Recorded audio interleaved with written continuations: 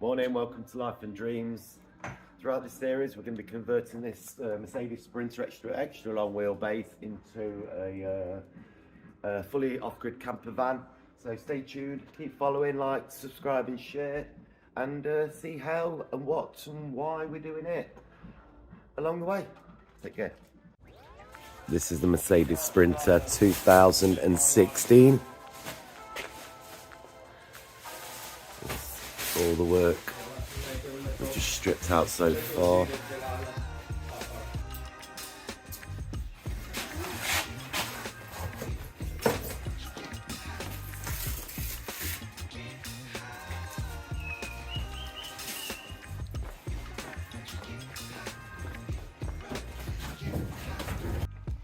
So far what we've done is sand deadening the walls with, show you with some of this.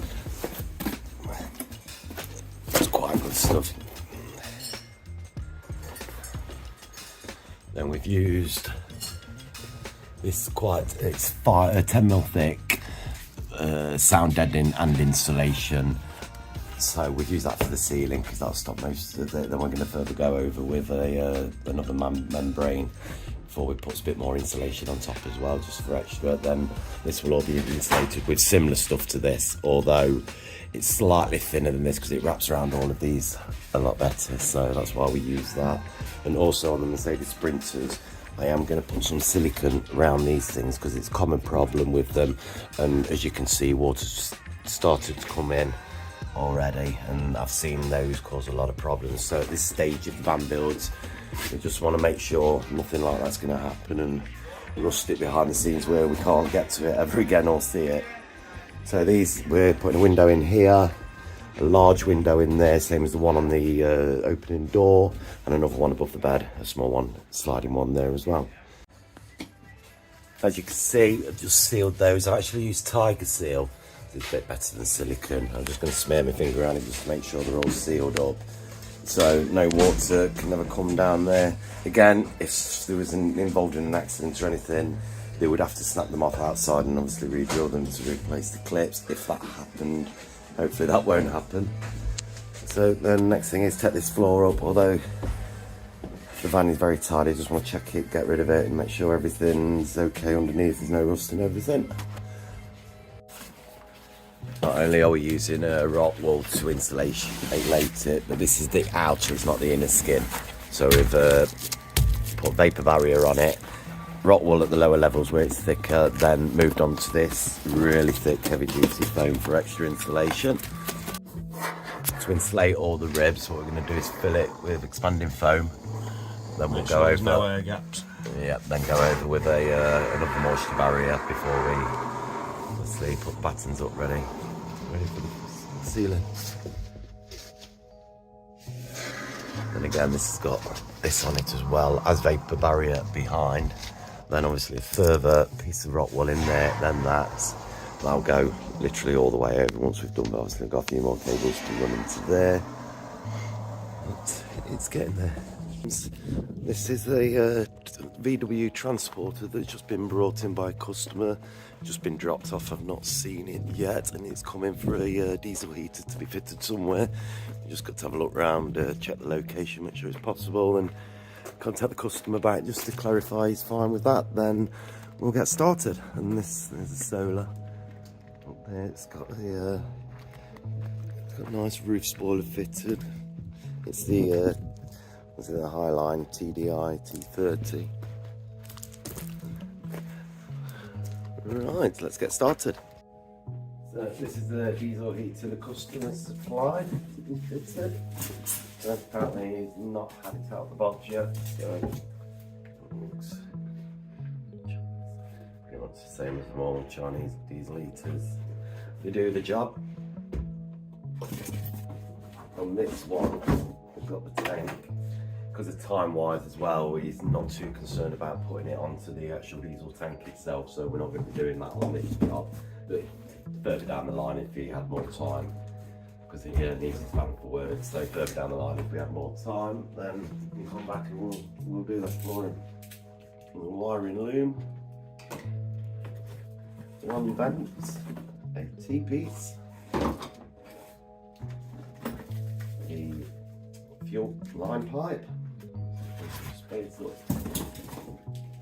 and the control panel. That's just the same as every other one, pretty much basically remote control. Also the exhaust, like the fittings. It seems like everything else is here. Oh, inline fuel pump. That's interesting, not seen one of those before being turned up, so we will have a look at that, because we'll have a look into that later. Let's speak to the customer. And then the fuel pump, that is definitely getting installed outside of the van, because that ticking, you can control it once it's all set up, but it can drive you insane as well. So, water trap. And for fairness, this has got a lot more in it than most Chinese diesel heaters. So again, I'll get hold of where we got it from and I'll put the link in the description. Also the filter, the air filter, that's quite important, because you don't want all the bad stuff coming on the bad side, particles going through your diesel heaters. So it's important to make sure you keep that clean and do replace it. Then there's your vents and your inlet exhaust. And your instruction book, along with the plate that the diesel heater sits on, so that will sit on the base of the van, then the exhaust and the inlet pipe, but clearly keeping the exhaust away from opening doors, windows, just awnings that possibly may be up, and then making sure that the air intake hose is further away as possible from the exhaust. So sometimes I like to, because I've got them in stock, I like to extend this a little bit, because I just feel it's just that little bit too short. If anybody's not seen one of these are actually that go into the diesel tank for the heaters, and looking at this, I don't think the instructions are all English as well. So that's the instruction book, and the quality seems a little bit better, although it's probably made in the same factory, but just what they've actually sent with it compared to some of the others that I've had in. A bit like the water trap for your, so you don't want these water vapors mixing with your diesel, so that stops that happening. Yes, and this, it feeds into your fuel tank. So what you do is drill a same diameter hole as that, then you would thread that in, then you would position it so that then is on the hole that side, then it's supplied with a washer. So the rubber washer would go onto the outside, so theoretically that's the inside of the tank. That will be then the outside with this washer, then obviously a metal cap, metal sleeve in to protect the washer, then your nut goes on top of that. But again, you got to make sure your fuel tank is empty. When that's why I may not be fitting that yet, because again the customer didn't know it was in, and time wise to get the customer's van back to him so he can go to work. So I really need to get cracking. So in the meantime, he may just, I'll see whether he can leave the van a little bit longer, but if he can't, then he may just have to use the tank that's supplied with it before. Then, like I said before, he can come back for another day for a few hours with an empty tank, and we'll install that for him. What I'll also do as well, I'll screenshot this manual, because it is very clear and right down to the operating instructions, which most people struggle with, what I see online anyway. So it tells you all the fault codes and how to program it all correctly, because literally it is all in English now, where it's been crammed in with about 10 different languages and you can hardly read the words, so it's looking like quite good quality. Well, just spoken with the customer, and we've decided that I'm going to take the seat out, put it under the seat, but there's a bit of electrics where it's, I'll try to get the camera in and show you, it's just not really secured or anything like that. It's 240 sides, so I need to look at that and sort that problem out. Then also, keeping the van for that a little bit longer, because we're going to connect it direct onto the main diesel tank for the van. Right, the seat's been removed. Basically it's quite simple to remove these seats. Just two 13mm bolts, then two 13mm nuts.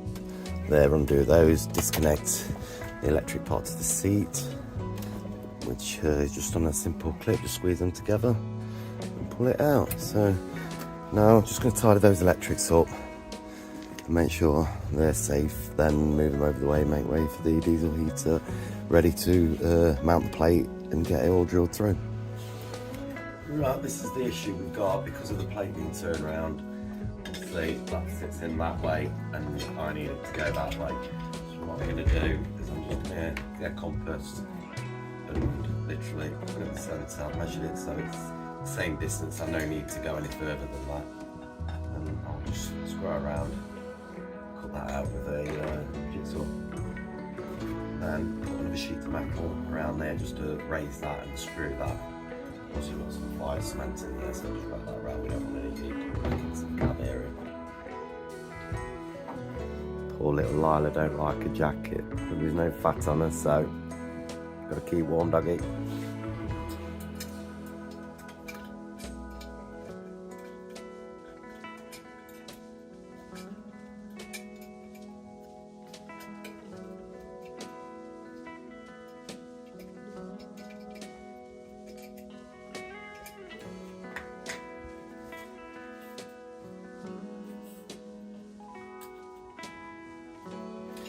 Too worried about exhaust paste around this one. Obviously it's only the air take in and it's quite a decent fit. Only what has got in the way by reversing this plate round, it needs must. I'm just struggling to get in. I'm just starting off with a socket, so I'm having to do it the slow way.